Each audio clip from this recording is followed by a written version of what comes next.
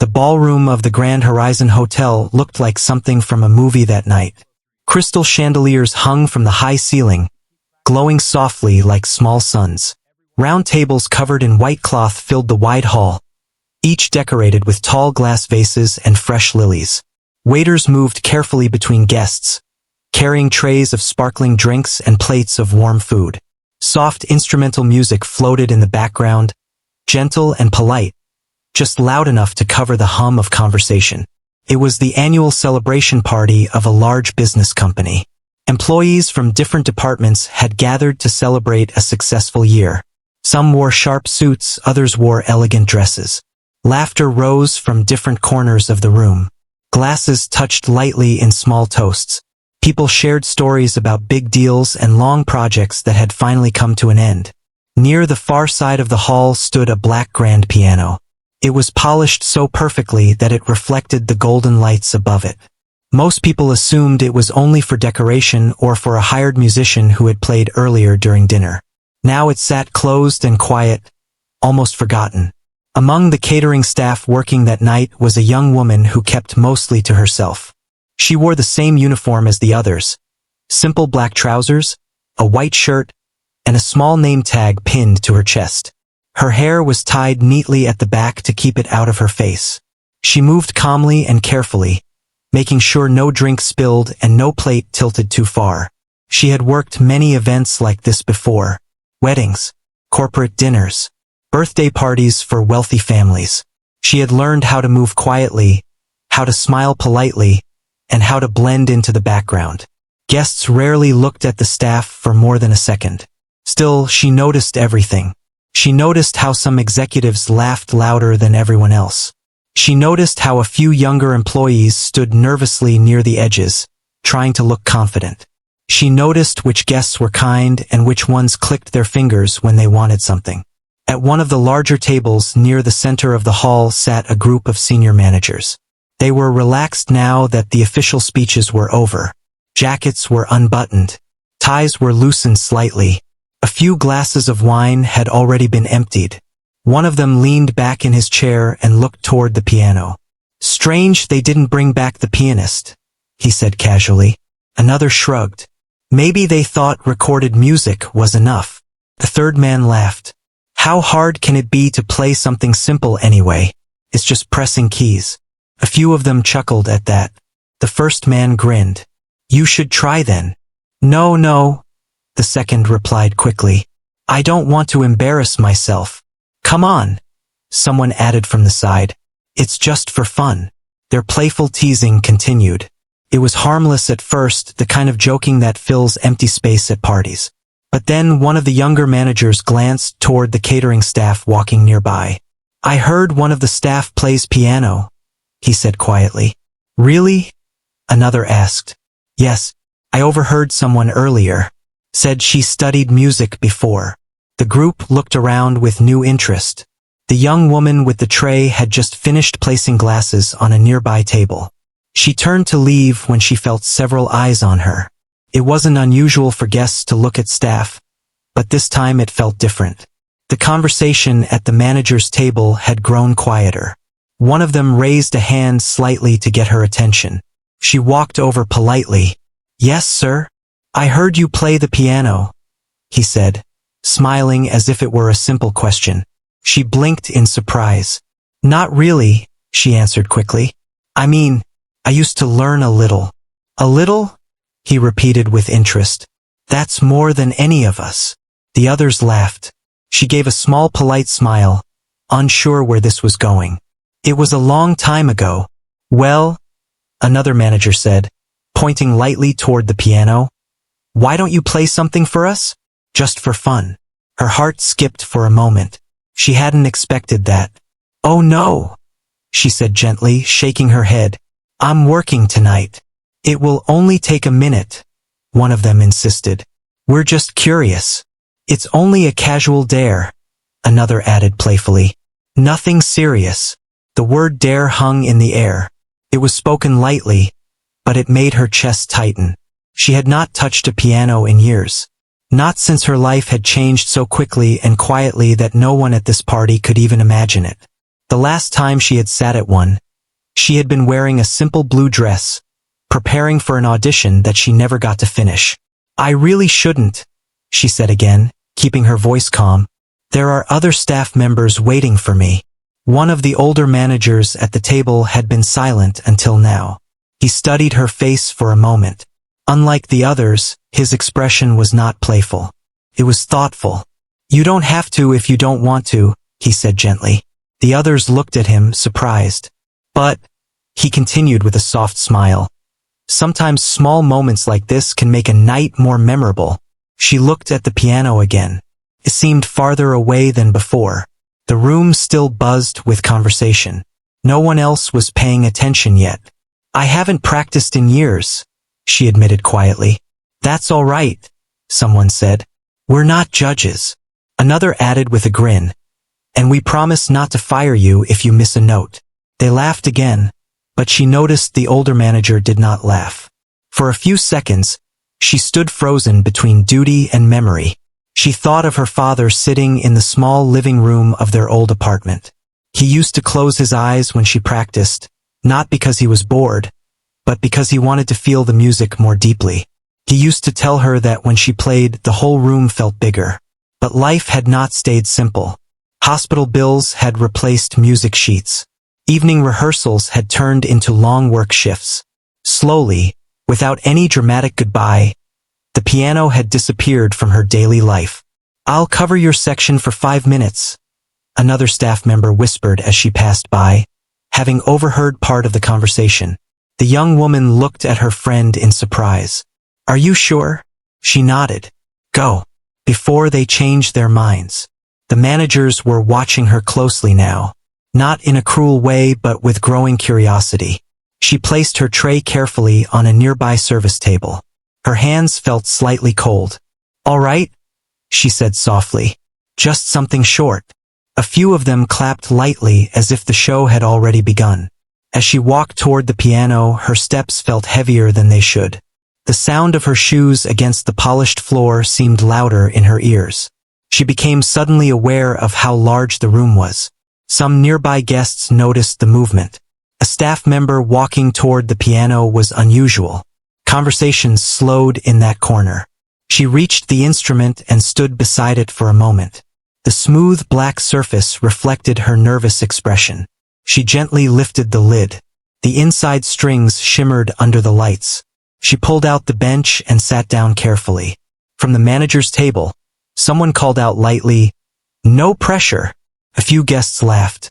She placed her hands in her lap for a second and closed her eyes. The noise in the room still continued, though softer now. A few people were watching with mild interest, expecting something awkward and brief. Her fingers hovered over the keys but did not touch them yet. She took a slow breath. It had been years. Years of silence. Years of pretending that part of her life had simply been a phase. Her first touch on the keys was almost too gentle to hear. A single note, then another. The sound felt strange at first, like speaking a language she had not used in a long time. She adjusted her posture slightly. This was only supposed to be a quick, simple melody. Nothing serious. Just enough to satisfy a playful dare. But as her fingers began to move again, something familiar stirred inside her. The conversations in the nearest tables started to fade. Someone turned down the background music. The room, which had been loud and bright just moments before, slowly began to shift. And though most people did not yet realize it, the simple casual dare had already started to become something much bigger. The second note was clearer than the first. It did not shake. Her fingers rested on the keys for a brief second after that, as if asking permission to continue. The soft sound floated into the air, almost lost in the remaining whispers around the hall. A few guests turned their heads, not fully interested yet, but curious enough to look.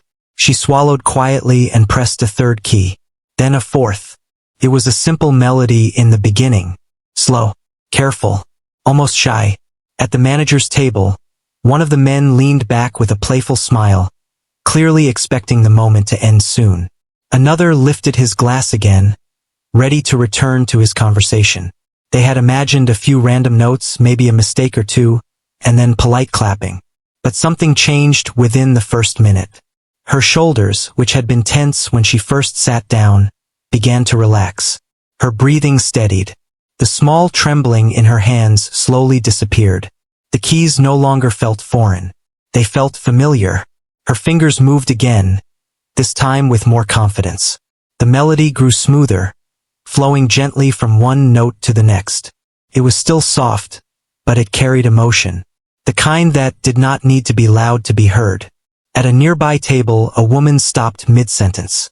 She tilted her head slightly, listening more closely.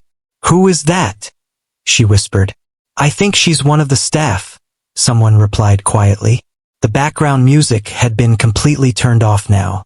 The only sound in the ballroom was the piano. The young woman did not notice the growing attention. Her focus had narrowed to the black and white keys beneath her fingers.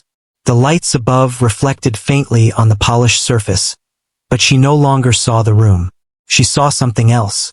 She saw a small living room with faded curtains and a second-hand upright piano pressed against the wall. She saw a younger version of herself sitting on a hard wooden bench, practicing the same piece again and again. She heard her father clearing his throat softly from the corner chair, pretending to read the newspaper while secretly listening to every note. Back then, she used to get frustrated when she missed a section. She would press the keys harder than necessary. He would gently remind her that music was not about force. It was about feeling. Now, sitting in a grand hotel ballroom years later, she finally understood what he meant. The melody slowly shifted into something deeper. The simple tune transformed into a classical piece she had once performed during her academy days. It was not the easiest composition. It required control and emotion at the same time. Her left hand began carrying a steady rhythm while her right hand danced lightly above it. The music started filling the large space, reaching the back tables and high ceiling. Conversations had completely stopped. Even the waiters had paused near the walls, trays held carefully in their hands. The managers who had started the dare were no longer smiling in the same way. Their expressions had changed from amusement to surprise. One of them leaned forward slightly, elbows resting on the table. Another slowly placed his glass down without realizing it. "She's actually good," someone murmured under his breath. But good was not the right word. There was something honest in the way she played. She was not trying to impress anyone. She was not performing for applause. In fact, she seemed to have forgotten the audience entirely. Her eyes were not fully closed, but they were distant, focused somewhere between memory and sound. The tempo increased gently, not rushed, just confident. A man near the back of the hall, who had been checking his phone moments earlier, slipped it into his pocket and turned his full attention toward the piano. The music grew richer, layer by layer. It was no longer background noise. It had become the center of the room. At the manager's table, the older man who had spoken kindly to her earlier watched in complete silence. There was no surprise on his face now, only quiet understanding. He could see it clearly. This was not someone playing for fun. This was someone who once belonged on a stage. As her fingers moved faster, a small mistake almost appeared. One note slightly sharper than the rest. But she adjusted smoothly, barely noticeable. Years away from practice had not erased her training. It had only hidden it under layers of life's responsibilities. The melody shifted again, becoming softer for a moment, almost fragile. The entire ballroom felt as if it were holding its breath. A couple seated near the window reached for each other's hands without speaking. An employee who had been nervous all evening forgot about tomorrow's deadlines. For those few minutes, no one was thinking about business deals or promotions. They were simply listening. The young woman felt something warm rise in her chest. Not fear. Not nervousness. Freedom. She had not felt that in years. Every note she played seemed to remove a small weight she had been carrying silently. The hospital visits. The long shifts. The quiet goodbyes to old dreams. All of it flowed into the music without needing words. Her back straightened naturally. Her movements became stronger. The piece reached its middle section, where emotion deepened and the rhythm intensified. Her hands moved with surprising speed now, fingers gliding across the keys with precision. A soft gasp escaped from someone near the front. The managers exchanged stunned looks. "This wasn't just a hobby," one whispered. The music swelled, rising like a wave. It filled the high ceiling and echoed gently against the walls. The chandeliers above seemed to shimmer with every powerful chord. She pressed a series of notes that carried both sadness and hope at the same time. It was not a sad piece, but it held memories within it. The kind that stay with a person long after applause fades. In that moment, she was no longer a catering staff member in uniform. She was simply herself. The room felt smaller now, more intimate, even though hundreds of people were present. The music had connected them quietly. A waiter standing near the entrance wiped his eyes quickly, pretending something had fallen into them. At the manager's table, the man who had first suggested the dare shifted uncomfortably in his chair. The playful tone from earlier had completely disappeared. There was a hint of regret in his expression. Not because the dare had gone wrong, but because he realized how lightly he had spoken about something that clearly meant so much. The piece approached its final section. Her hands slowed slightly, preparing for the closing movement. The powerful notes softened into something gentle again, almost like a whisper after a long conversation. She allowed the last few chords to linger, not rushing them, letting each note fade naturally into silence. And then one final key, soft, clear, complete. Her fingers remained resting on the piano for a second longer than necessary. She could feel her heart beating steadily now, no longer racing. The silence that followed was different from the one before she started. It was not uncertain. It was full. For a brief moment, no one moved. The entire ballroom seemed frozen between the last note and what would come next. She slowly lifted her hands from the keys. Only then did she become aware of how many eyes were on her. And that was the exact second she realized the casual dare had turned into something no one in that room would forget. For a few long seconds after the final note faded, no one moved. The silence felt heavy but not uncomfortable. It was the kind of silence that comes after something meaningful, when people are still trying to understand what they just felt. The young woman kept her hands resting lightly in her lap. She did not look up right away. Her heart was beating fast again, but this time not from fear. It was from the sudden awareness that the entire room had been listening. Then, slowly, someone began to clap. It was not loud at first. Just a few steady claps from the older manager at the center table. His expression was calm but deeply impressed.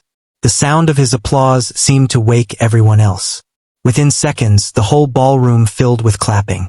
Some people stood up without even realizing it. Others followed. Chairs scraped softly against the floor. Glasses trembled slightly on the tables from the vibration of the applause. It was not polite clapping anymore. It was strong and real. The young woman finally looked up. Her eyes widened slightly. She had expected a few smiles, maybe a small thank you. She had not expected hundreds of people standing for her. She felt heat rise to her face. Her first instinct was to stand and walk away quickly. After all, she was still wearing her catering uniform. She was not dressed like a performer. She did not belong at the center of a stage. But the piano bench suddenly felt like more than just a seat. Felt like a place she had once known well. She stood slowly. The applause grew even louder. She gave a small nod, unsure of what else to do. Her throat felt tight. She had not prepared any words because she never expected to speak. At the manager's table, the man who had first joked about the dare looked different now. The playful confidence he had earlier was gone. In its place was quiet respect. The older manager walked toward the piano, clapping as he moved. When he reached her, he lowered his hands and spoke softly so only she could hear. "You didn't just play," he said. "You told a story." She gave a shy smile. "Thank you." "Where did you learn?" he asked gently. She hesitated for a moment. It had been a long time since anyone had asked her that question. "I studied at a music academy when I was younger," she said quietly. "I had a scholarship." His eyebrows lifted slightly. "Had?" She nodded. "I had to stop." He did not ask why. Something in her tone told him enough. Around them, the applause slowly settled, but the room was still focused on her. Guests began whispering to each other, asking questions. Some were already searching her name on the small tag pinned to her shirt, as if it would explain everything. Another manager approached, this one looking slightly embarrassed. "I think we owe you an apology," he said honestly. "We didn't know." She shook her head quickly. "It's all right. It was just a dare." "Yes," he replied softly. "But you turned it into something much bigger." A few guests called out from the tables, asking her to play another piece. Others cheered lightly in agreement. She felt nervous again. Playing once had already taken all her courage. A second time felt even more serious. The first performance had been unexpected. Now everyone was waiting. She looked down at her hands. They were steady. For years, she had avoided pianos whenever she saw them. At shopping malls, at restaurants, at weddings. She would glance at them quickly and then look away, as if afraid they might ask her why she had left. But tonight felt different. She had not planned this moment. She had not practiced for it. Yet somehow, sitting at that piano again had felt natural, almost necessary. The older manager noticed her hesitation. "You don't have to," he said quietly. "You've already given us more than enough." She looked around the room.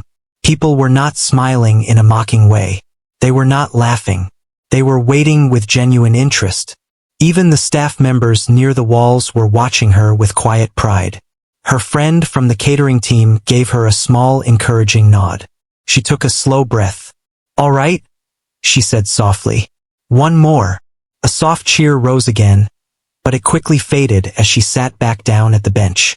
This time, she did not close her eyes immediately. She allowed herself to look at the room for 1 second longer. The chandeliers above, the round tables, the polished floor. All of it felt less intimidating now. She placed her fingers on the keys again. The second piece she chose was different. It was slower, softer. It was a melody her father loved most. He used to request it on quiet evenings when the world outside their apartment felt too loud. The first few notes drifted gently into the air. The room grew silent again, but this silence felt warmer. As she played, memories returned more clearly. She remembered the day she received the scholarship letter. She had run home with it, breathless, waving the paper in the air. Her father had hugged her tightly, saying he always knew she could do it. She remembered long afternoons at the academy, practicing while sunlight streamed through tall windows. She remembered dreaming about performing in large halls, wearing elegant gowns instead of work uniforms. Then she remembered the hospital corridors, the quiet talks with doctors, the decision she made without hesitation, to pause her studies and work instead. She had never regretted helping her family, but she had quietly mourned the part of her life she left behind. The melody she played now carried all of that.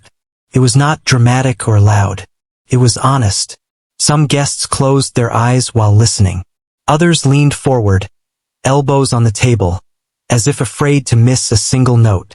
The managers no longer stood together as a group of powerful executives. They stood like ordinary people listening to something real. Halfway through the piece, the young woman felt something shift inside her again.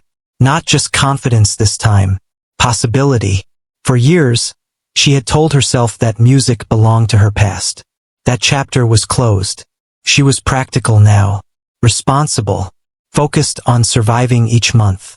But as her fingers moved smoothly over the keys, she realized something simple. Talent does not disappear just because life becomes difficult. It waits. The final section of the second piece grew slightly stronger. Not as powerful as the first performance, but full of quiet hope. The notes rose gently, then settled into a peaceful ending. When she pressed the last key, she did not feel afraid. The applause returned again, though softer this time, more emotional than explosive. A few people wiped their eyes discreetly. She stood once more, and this time she allowed herself a slightly bigger smile. The older manager stepped forward again. "Tomorrow," he said carefully, "would you be willing to meet me in my office?" Her expression shifted with surprise. I have a friend who supports young artists," he explained, "and I think you deserve more than a catering shift." Her breath caught slightly. This was not something she had expected when she walked into work that evening. She looked toward her friend from the staff, who was staring at her in disbelief. "I don't know what to say," she admitted honestly. "You don't have to say anything now," he replied kindly. "Just think about it." Around them, conversations slowly began again, but the mood in the ballroom had completely changed. Felt softer, more connected.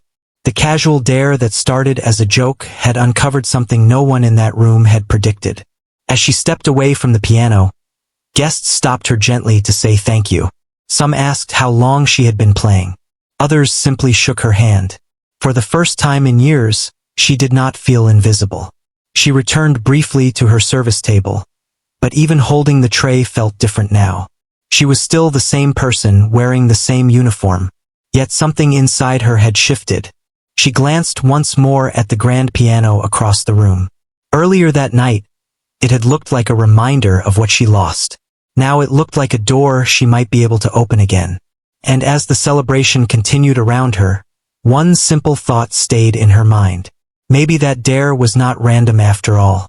Maybe it was the beginning of something she had been too afraid to hope for. The rest of the night passed in a blur. She continued working, carrying trays and clearing plates, but nothing felt the same. Every time she walked past a table, someone stopped her to say something kind. A woman in a silver dress told her the music reminded her of her childhood. A young employee said he had never heard a piano sound like that in real life. Even one of the chefs from the kitchen stepped out just to give her a quiet thumbs up. She smiled politely at everyone, but inside she felt overwhelmed. It was not the applause that stayed with her. It was the look in people's eyes. They had not looked at her like staff. They had looked at her like a person with a story. Near the end of the event, when most guests were preparing to leave, the older manager approached her again. He waited until she finished placing a stack of plates on a service cart. "I meant what I said," he told her calmly. "About meeting tomorrow." She nodded slowly. "I know. There's no pressure," he added. "But talent like yours shouldn't stay hidden." She appreciated that he did not speak in a dramatic way. His tone was steady and respectful. "I start work at 8 in the morning," she said carefully. "Come by at 10, he replied. "I'll inform reception." He gave her a small business card before walking away. She looked down at it after he left. His name was printed in simple black letters, along with the company's logo. It felt strange holding something that might change her direction. When the ballroom finally emptied and the staff began cleaning, she moved more quietly than usual.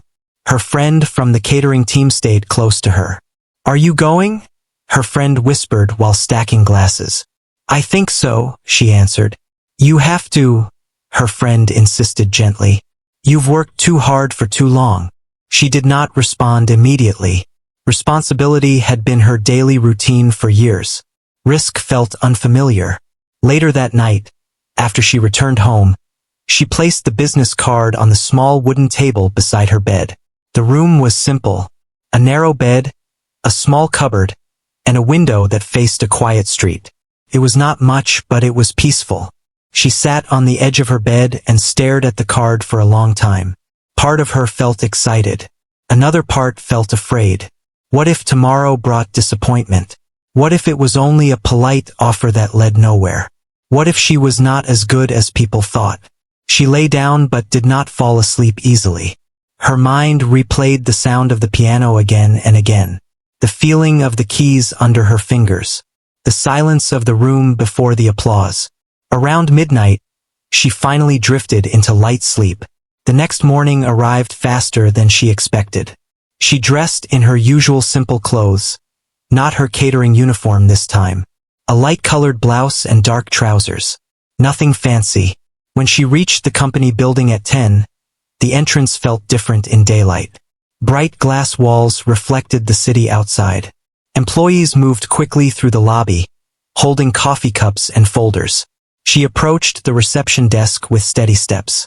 "I have a meeting," she said softly, giving the manager's name.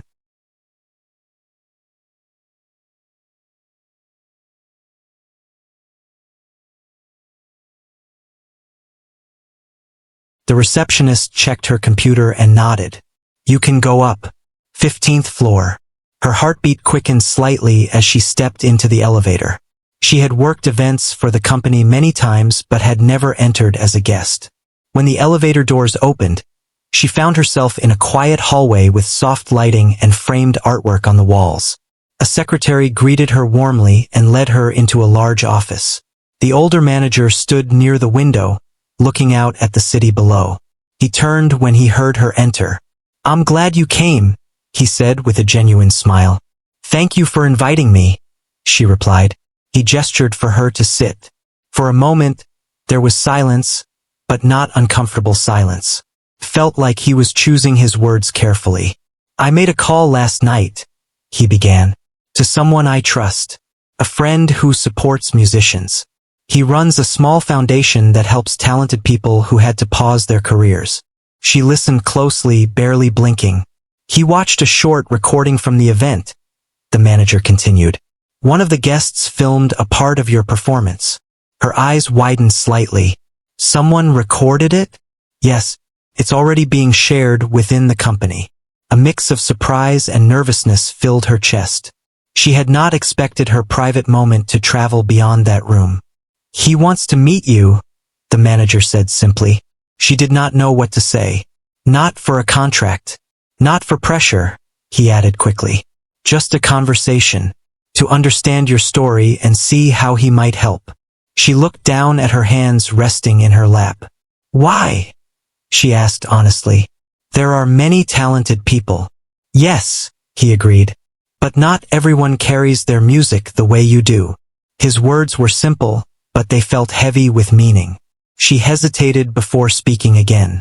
I haven't practiced seriously in years. I'm not ready for big stages. No one is asking you to be ready today, he replied. Only to consider what tomorrow could look like. The meeting ended with an agreement to visit the foundation later that week. As she stepped out of the office, she felt both lighter and more uncertain at the same time. That afternoon, she did not return to catering work. The manager had arranged for her to take the day off. Instead, she walked through a nearby park, thinking.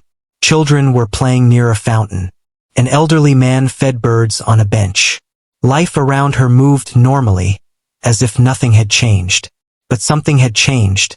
For years, she had lived day by day, focused only on paying bills and caring for family. Dreams were something she kept folded away, like old photographs stored in a drawer. Now someone was gently asking her to unfold them. 2 days later, she stood in front of a modest building that housed the music foundation. It was not grand or flashy. The walls were painted in soft cream color, and large windows allowed sunlight to fill the rooms inside. She was welcomed into a rehearsal space where a simple grand piano stood near the center. A middle-aged man with kind eyes introduced himself as the director of the foundation. His handshake was firm but warm. I heard you the other night, he said. Even through a phone recording, the feeling came through clearly. She smiled nervously. It was unexpected. Sometimes the best music is, he replied. They spoke for nearly an hour.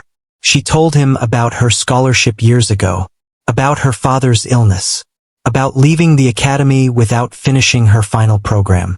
She spoke slowly at first, but once she began, the words flowed naturally. He listened without interrupting. When she finished, he walked to the piano. Would you play something for me? He asked gently. The request felt different this time. It was not a dare. It was an invitation. She sat down again, this time without fear. Her fingers touched the keys, and the familiar warmth returned. The room was smaller than the ballroom, but the feeling was just as strong. When she finished, the director nodded thoughtfully. You don't need to start over, he said. You only need to continue. Those words stayed with her. Over the next hour, they discussed options. Private practice sessions. Refresher lessons with experienced teachers. Small community performances to rebuild confidence. Nothing rushed. Nothing forced. As she left the building, she felt something she had not felt in years. Hope, but steady hope. Not the kind that flashes brightly and disappears. The kind that grows slowly. That evening, She stood at her small window at home and looked at the quiet street below. One casual dare had led to a piano performance. That performance had led to a meeting. And now that meeting was opening doors she once believed were locked forever. She understood that the road ahead would not be easy. She would still need to work. She would still carry responsibilities. But now there was something else walking beside her again. Music. And for the first time in a long time, she allowed herself to believe that the stage might not be behind her after all. The days after her visit to the foundation felt different from anything she had experienced before. Life did not suddenly become easy or magical. She still woke up early. She still counted every expense carefully. She still worked long hours. But now, between those hours, there was something new added to her routine. Practice. The foundation arranged for her to use one of their rehearsal rooms 3 evenings a week. The first time she walked in alone, the quiet space felt almost sacred. The piano stood near the window, sunlight touching its surface. For a moment, she simply stood there, staring at it. It had been years since she practiced with a clear goal in mind. Before, music had slowly turned into a memory she carried quietly. Now it was something active again. She sat down and pressed a few keys. The sound was not as smooth as it had been during the party. Her fingers felt slightly stiff. She made small mistakes. Certain passages that once flowed easily now required effort. She stopped and let out a soft breath. This was the part no one in the ballroom had seen. Talent alone was not enough. It needed care. It needed discipline. She began slowly, playing scales like she had done as a teenager. Up and down, steady and simple. At first, it felt almost childish. But she knew it was necessary. As the week passed, something else began happening outside the practice room. The short video recorded at the company party started circulating online. At first, it was shared within the company's internal group. Then someone posted it publicly. Within days, it began appearing on different social media pages. She did not even know until her friend sent her a message one afternoon. "Have you seen this?" Her friend wrote, attaching a link. She opened it hesitantly. There she was, sitting at the grand piano in her catering uniform. The camera angle was slightly shaky, but the sound was clear enough. Comments were already filling the screen. People wrote things like, "hidden talent," and "this gave me chills." Some asked about her story. Others shared their own stories of putting dreams on hold. She stared at the screen in disbelief. Felt strange seeing herself like that. She remembered how nervous she had been. Yet the video only showed confidence. Her first reaction was not excitement. It was worry. Attention meant expectations. That evening at practice, she told the foundation director about the video. He listened carefully. "This can be good," he said calmly. "But only if you don't let it control you. I don't want people thinking I'm better than I am," she admitted. He smiled slightly. "You don't need to prove anything. You only need to grow." The foundation decided to organize a small public recital for her. Not a huge concert, just a simple evening event in their community hall. It would allow her to play in front of an audience again, this time by choice. When she heard the plan, her stomach tightened. Playing at a party was unexpected. There was no time to overthink. But a scheduled recital? That meant preparation. That meant facing fear in advance. Still, she agreed. Over the next few weeks, her days became full. She worked part-time during the day and practiced in the evenings. Some nights, her hands ached. Other nights, frustration rose when certain parts refused to sound right. There were moments when she questioned herself. Was she too late? Had too much time passed? One evening, after struggling with a difficult section, she closed the piano lid and rested her forehead lightly against it. Tears filled her eyes, not from sadness, but from exhaustion. The foundation director, who had been working in the next room, noticed her silence and walked in quietly. "Hard day?" he asked gently. She nodded. "I used to play this piece easily," she said. "Now it feels like I'm climbing a hill." He pulled up a chair and sat beside her. "You are climbing," he said, "but not to reach where you were. You're climbing to reach somewhere new." She thought about that long after he left. Slowly, improvement came. The scales became smoother. The difficult passages began to settle under her fingers again. She started adding emotion back into the pieces, not just technical accuracy. Meanwhile, the video continued spreading. Local news pages picked up the story of the catering worker who stunned a ballroom. Reporters began sending messages to the foundation asking for interviews. She felt nervous about the attention, but the director helped her manage it carefully. They agreed she would only share her story once, in a simple interview, and then focus on her music. The day of the recital arrived faster than she expected. The community hall was not large, but every seat was filled. Some guests were strangers who had seen the video online. Others were employees from the company who wanted to support her. A few were neighbors who had heard about the event through word of mouth.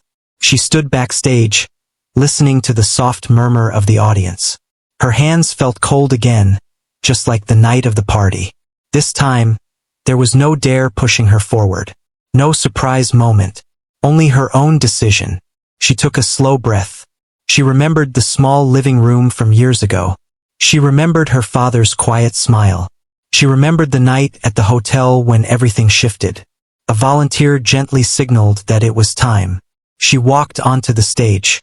The applause was warm but not overwhelming. She sat at the piano and adjusted the bench slightly. The lights above were softer than the ballroom chandeliers. The room felt intimate. She placed her hands on the keys. For a second, doubt whispered in her mind. What if she failed in front of all these people? But another thought answered quickly. What if she didn't? She began playing. The first piece was steady and confident. Not perfect, but honest. The audience listened closely. She could feel their attention, but this time it did not scare her. Supported her. Halfway through the recital, she played the same piece she had performed at the hotel. The one that had started everything. As the familiar melody filled the hall, something beautiful happened. She no longer felt like someone proving herself. She felt like someone returning home. The final notes echoed gently, and when silence came, it felt peaceful rather than tense. The applause rose again, strong and sincere. After the performance, people lined up to speak with her. Some thanked her for reminding them not to give up on dreams. Others simply said the music helped them through a difficult week. One young girl approached shyly and said she had just started learning piano but wanted to quit because it was hard. After hearing her play, she decided to continue. That comment touched her deeply. She realized then that her journey was no longer only about her own dream. It was about showing what was possible even after setbacks. Later that night, as she walked home under the quiet sky, she felt tired but peaceful. The path ahead was still uncertain. There would be more practice, more challenges, possibly more attention, but there would also be more music. She looked up at the stars for a moment. One casual dare had opened a door, but it was her courage to step through it that kept it open. And she knew now that she would keep walking forward, one note at a time. The recital changed more than she expected. After that evening, invitations began arriving slowly but steadily. Nothing huge at first. A small cultural event at a local library. A charity dinner. A school program that wanted her to speak about not giving up. Each invitation felt like a quiet step forward, not a sudden leap. She was careful not to rush. The foundation director often reminded her that rebuilding a dream required patience. Strong roots grow slowly, he would say. She continued working part-time for several months. She did not want to depend only on possibility. She wanted stability while she rebuilt her path. But now her days had balance.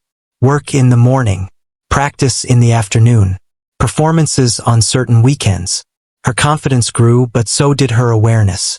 The more she played, the more she understood how much deeper music could go. It was no longer about proving talent. It was about connection. One evening, she received an email that made her sit very still. A respected city concert hall was organizing a special event called Second Chances. It featured artists who had once paused their careers and found their way back. The organizers had seen her video and read about her recital. They wanted her to perform as one of the main acts. She read the email 3 times before believing it. The hall was far larger than the community space where she had played before. It was a place she had once dreamed of performing in as a student. Back then, she would pass by the building and imagine her name printed on a program. Now the invitation was real. Fear returned, but it felt different this time. It was not fear of failure. It was fear of importance. This stage meant something. She met with the foundation director the next morning. "Do you think I'm ready?" she asked honestly. He looked at her for a long moment. "Are you the same person who played at the hotel?" he asked. She shook her head gently. "No. You're stronger now," he said. "Not because you practice more. Because you understand why you play." That answer stayed with her. Preparation for the concert began immediately. She chose pieces carefully. Some were classical works she had loved as a student.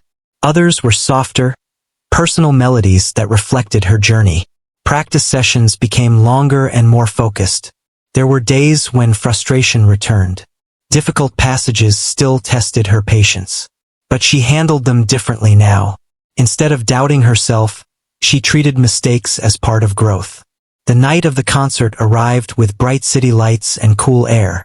The hall stood tall and elegant, its entrance glowing warmly. Large posters near the door displayed the event title and the names of performers. Seeing her name printed there made her pause. For a moment, she closed her eyes. She thought about the hotel ballroom, the casual laughter, the dare spoken lightly across a table. If someone had told her that night would lead here, she would have smiled politely and not believed it. Backstage, the atmosphere was calm but serious. Other performers prepared quietly. Some tuned instruments. Others whispered through last-minute notes. She sat alone for a few minutes, hands resting on her lap. This time, she did not feel invisible. She felt present. When her turn came, a soft spotlight followed her as she walked onto the stage.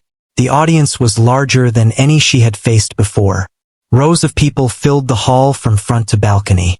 She sat at the grand piano placed at the center. The lights dimmed slightly.